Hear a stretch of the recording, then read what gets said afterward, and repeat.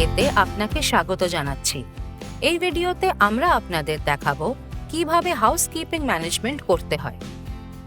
Housekeeping ট্যাবের মধ্যে আপনি আপনার রুমস সংক্রান্ত বিভিন্ন বিবরণ দেখতে পাবেন, যেমন কতগুলো রুমস পরিষ্কারের জন্য দেওয়া হয়েছে, কতগুলো বর্তমানে ডার্টি আছে, কতগুলো অকুপাইড আছে এবং কতগুলো গ্রাহকদের জন্য রেডি আছে।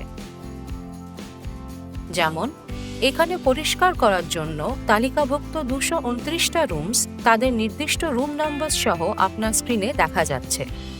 আপনি যদি কোনো নির্দিষ্ট রুমের জন্য মার্ক অ্যাজ রেডিতে ক্লিক করেন, সেটা ক্লিনিং ডেটা থেকে সরিয়ে দেওয়া হবে এবং গেস্টসদের জন্য অ্যাভেলেবল ও রেডি হিসেবে আপডেট হয়ে যাবে।